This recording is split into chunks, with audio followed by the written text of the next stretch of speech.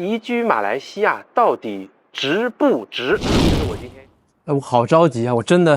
非常着急。你看这夕阳，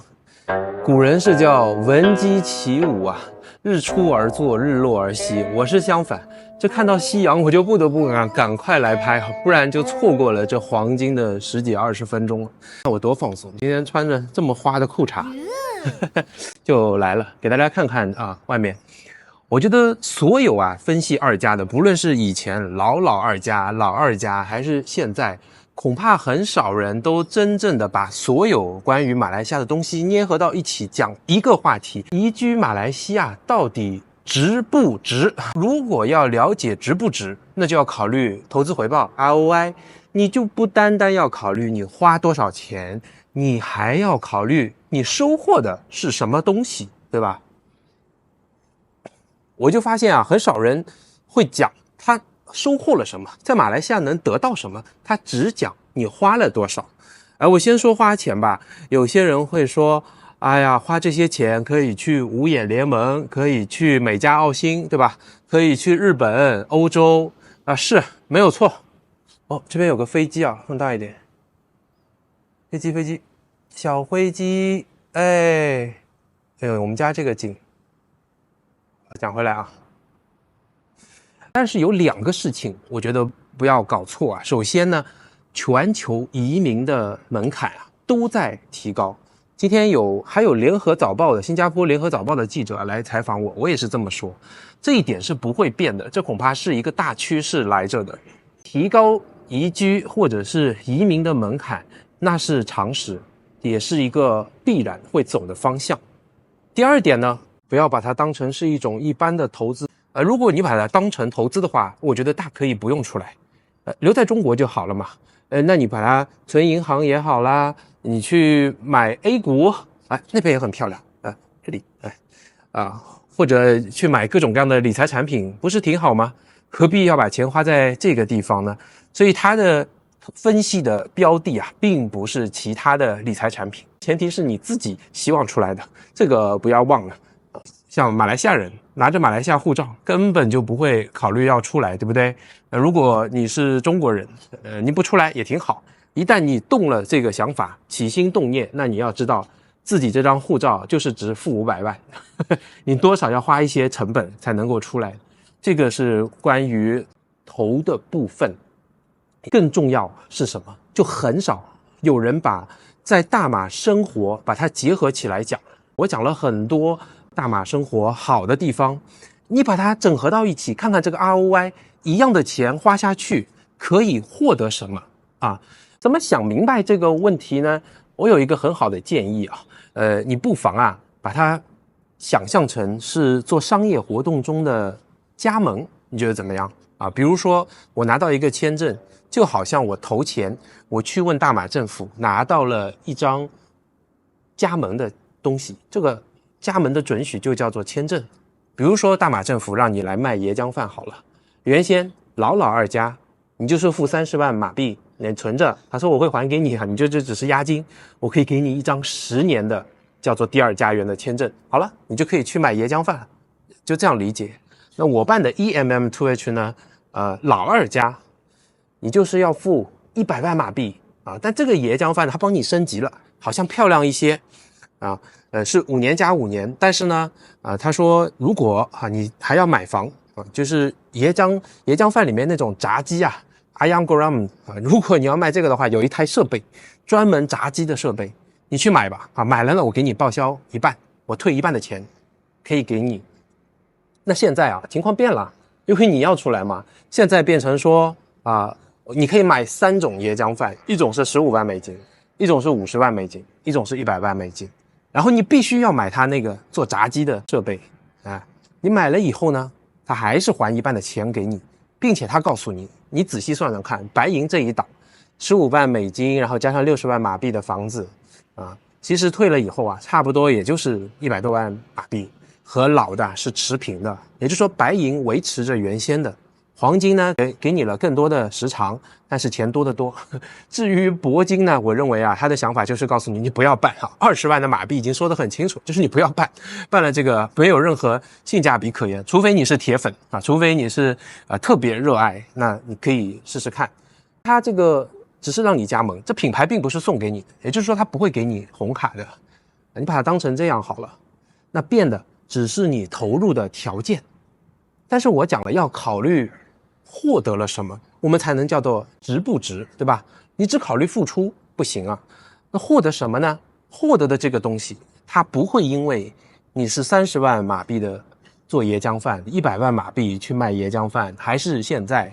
3档或者是柔星经济特区的第2家园卖那种椰浆饭有改变，不是吗？不管你怎么拿到这张第2家园的签证，你在大马所获得的东西是一样的。每个月当你经营了这个加盟以后，你每个月能够进账出账的这个情况是不会变的。你在大马还是可以收获一些独特的东西。我个人觉得啊，讲了这么多期马来西亚，哎呀，这个大马最独特的有3样东西啊。第一个是它相对低廉的生活成本。这个背后是什么？这个背后是一个极高的生活质量 quality of life， 就它是衡量了生活质量和你所获得的东西。有很多网站像 Numbeo 这些网站，它都有分析，它结合了 pollution 啊 traffic 啊等等哈，那么大家自己去看。这个我也不展开了，会讲好多。第二一个是文化，文化是指和我们语言啊风俗习惯啊同根同源的人，这个节省了很多很多的成本。你跟人沟通没有障碍，大家做事互相理解啊，你吃的饮食叫做饮食文化，也是互通的。你上个超市看得懂，能买东西，大家过的节气都是一样的，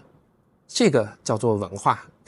它的成本给你节省太多了。如果你生活在日本，生活在美加澳新，生活在欧洲，我想啊，对很多人来讲，你去个超市可能未必都买不了东西你想要吃一点想吃的爱吃的不一定找得到啊，你回个家都要很远很远，生病了看病都不知道去哪儿，怎么配药，不会沟通自己的病情，这种成本是不言而喻的啊，这不能只考虑投入嘛，还是这句话。第3个在大马能够收获到的，还是不管你是30万100万还是新版都能够获得的，就是人。大马我曾经讲过，恐怕尤其是像我你对中国人来说，试试看，找不到第2个地方会对中国人再这么友好。我知道评论区有很多人骂我呀，他们想做键盘侠或者讲得很爽无所谓啊，但你可以，我觉得稍微理智一点的中国人应该都会承认，我们不是走到哪儿都那么受欢迎的，我们其实背负了我们出来的地方给到我们很多不属于我们的这个压力。但你生活在大马是难能可贵的，可以获得大家的认可大家对你还挺好的，人家有时候把你所出来的地方中国还称为叫国内，哇，这个眼泪都要下来这种在哪里都获得不了所以今天我就想要讲从值不值投资回报的角度，再去想想你投入什么和获得什么。那么把这2个结合起来，你要考虑的是什么呢？你的投资就得非常谨慎，因为你获得的是一样的，对不对？那你投资如果变大，或者流动性变差你都现金投的变少一点，固定资产投的多一点，你就要想好是否一定可以收回。简单呢，大马政府已经帮你想好了，就你如果想明白你愿意投资10年及以上，那大马就是值得考虑。白银我已经分析过了，价格没差嘛。至于黄金呢，你觉得方便一些，我觉得也可以所以在这个角度上我建议大马政府改一改黄金的政策，再给它多一些优惠，和白银现在看起来差距并不大。至于铂金呢，是铁杆粉头号支持，实际上呢，他好像在告诉你，你不要办我因为政府的政策引导也很明显。再不行，你想来想去，它其实也是引导你可以买柔星特区这个SEZ 经济特区的房子。如果你看好南马的发展当然我是看好，也恰巧要投资房产，那就是一个选项，无非就是对大家认知的挑战变大了，要想清楚才能出来那么再讲一讲政策的走向吧。今天我和一些记者我也讲我其实我觉得我建议呢，这一年可能是一个试跑期嘛。其实张庆信部长他自己也这么讲啊，所以我觉得有很大的可能，一年以后政策还是会调整。想出来的人也能够认可房产价值，有了10年计划的人，那就应该尽快的出来没有什么好太大犹豫的。这个政策一定还会收得越来越紧的。再看看这边，还有一些房，如果是陪读或者只是一个人出来，也没有投资房产的打算，就办学签，我觉得就可以了啊。如果有能力工作，那就工签。如果你觉得中国挺好的，只是想到大马来了解一下看一看，那就不要出来啊。这个门槛已经设置在那儿了，不出来不是也很好吗？何必自己去多花这样的一个成本呢？成败的关键就在大马的房产政策。如果成功，大家都买那皆大欢喜。我也祝愿柔心特区也好啊，雪龙啊、槟城啊各个地方房产大卖。如果是